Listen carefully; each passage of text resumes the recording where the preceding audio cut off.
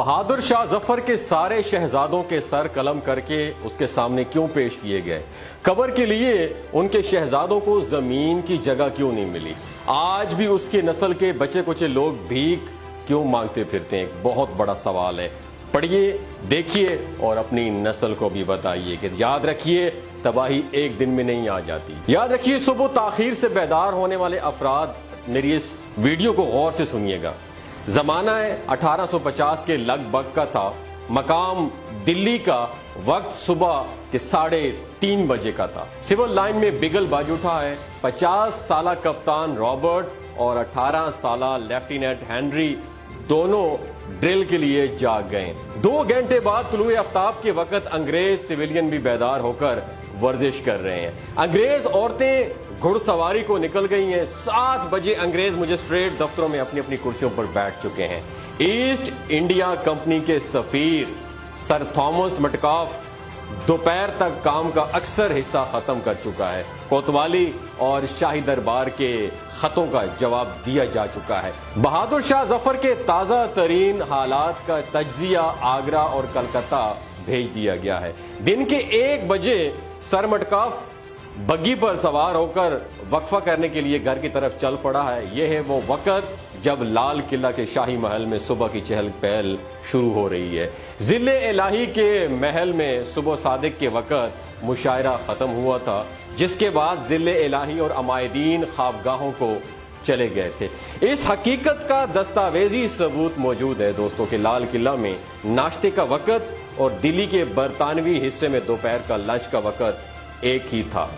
2000 سے زائد شہزادوں کا بٹیر بازی، مرغ بازی، کبوتر بازی اور مینڈوں کی لڑائی کا وقت بھی وہی تھا۔ اب 100 سال یا 150 سال پیچھے چلے جاتے ہیں دوستو۔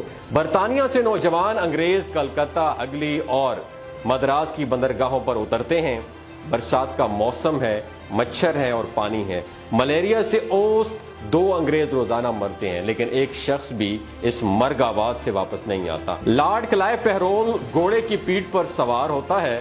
اب 2020 میں ہم آ جاتے ہیں۔ 95% سے زیادہ امریکی رات کا کھانا 7 بجے تک کھا لیتے ہیں، 8 بجے تک اپنے بستر میں ہوتے ہیں اور صبح 5 بجے سے پہلے اٹھ جاتے ہیں۔ بڑے سے بڑا ڈاکٹر صبح 6 بجے اسپتال میں موجود ہوتا ہے۔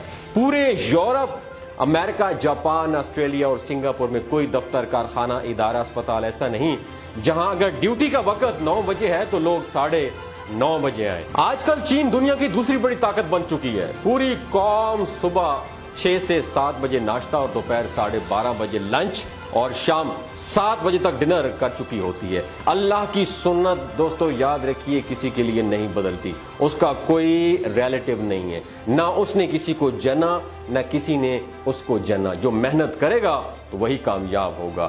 عیسائی ورکر تھامس میٹکاف 7 بجے دفتر پہنچ جائے گا تو دن کے 1 بجے تولیہ بردار کنیزوں سے صاف کرنے والا بہادر شاہ ظفر مسلمان بادشاہی کیوں نہ ہو ناکام رہے گا۔ بدر میں فرشتے نصرت کے لیے اتارے گئے تھے، لیکن اس سے پہلے مسلمان پانی کے چشموں پر قبضہ کر چکے تھے، جو آسان کام نہیں تھا، اور خدا کے محبوب رات بھر یا تو پالیسی بناتے رہے یا پھر سجدے میں پڑے رہتے تھے۔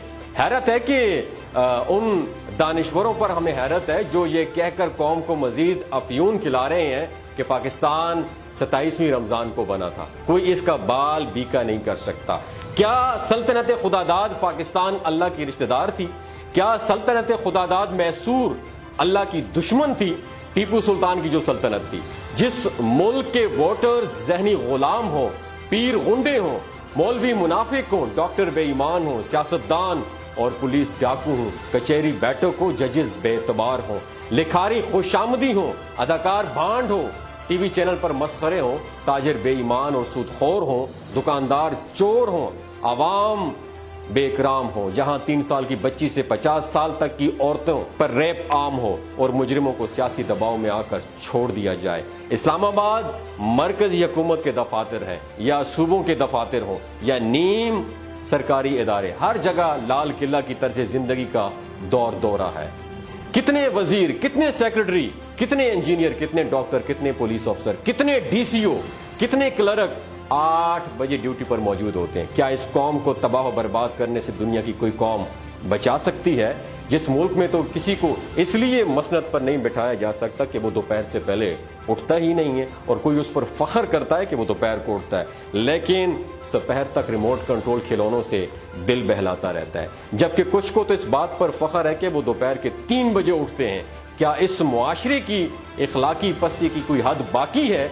जो भी काम आप दोपहर को ज़वाल के वक्त शुरू करेंगे दोस्तों, याद रहिए वो ज़वाल ही की तरफ जाएगा, और हम बहैसियत कौम ज़वाल के वक्त उठते हैं, इसलिए हम ज़वाल का शिकार हैं। कभी भी इसमें बरकत और तरक्की नहीं होगी। ये मत सोचा करें कि मैं सुबह सवेरे उठकर काम पर जाऊंगा तो उस वक्त लोग सो रहे होंगे। मेरे पास गाहक किधर से आएंगे? गाहक और रिस्क याद रखिए अल्लाह रब्बुल इज्जत बेचते हैं। दोस्तों, आप भी जिंदगी में तरक्की करना चाहते हैं, आप भी चाहते हैं कि आपका इलाका, आपका खानदान, आपका मुआशरा, आपका मुल्क तरक्की करे, तो सुबह सवेरे उठने की आदत बनाएं।